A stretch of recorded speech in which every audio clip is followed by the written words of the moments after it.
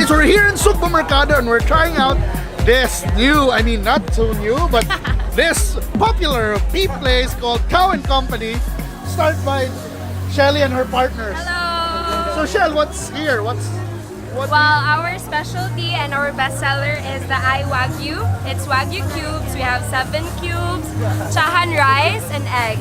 And then with iced tea also. So this beef, Wagyu is from Japan, and then So what makes Wagyu different from a typical meat, typical beef? well, if you say beef, tender, but this one it's really different because it melts in your mouth. So this one is known really for its marbling, right? Yes. So yes, one of the best beef in the world. So Jom, you want to try some beef? Excited ko kay melts in your mouth. Patay tihamay mo tayong biri like 3 days na siya mag-melt dyan siya. Let's do it! Kilate! Simoton wrap.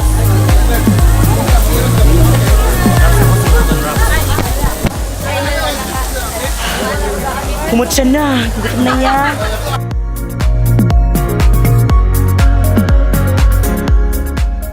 Hi guys, no, so tilawan na ni nato ang mga Wagyu no. Nakulbaan may kabasig init-init pa ni siya te.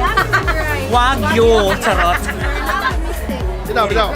Cheers, man. Cheers. Ang bestseller is the Mamaya na mouth, no? Get away, boy. Mama, gusto ko bebe. Grabe din yung tambok, boy. Ay, sa tilawi ganit namin kayo. Tilawi Clark, ali Clark. Tilawi, Clark. Ako hawid Clark. Ag, matusok. Umok no? Actually. It's English sa humok. Soft. It's soft. Oh, soft. Yeah. Okay mga boys, nato nila tilawan nato.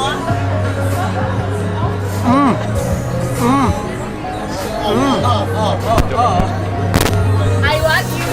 Oh my God. Wagyu. I'll say my own name.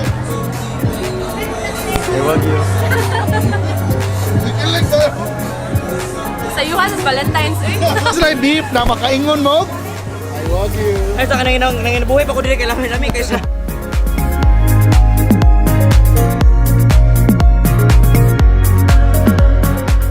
Kuan ko, mura kong na last taste syndrome. Charot. Nabilin siya sa baba, no? It melts in your mouth and stays in your mouth. Iring.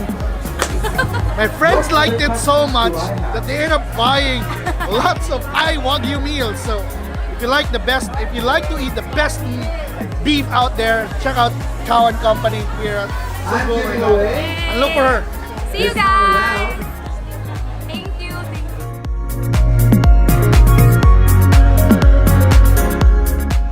Perfection. Wow. Nakaganda. Mission baka.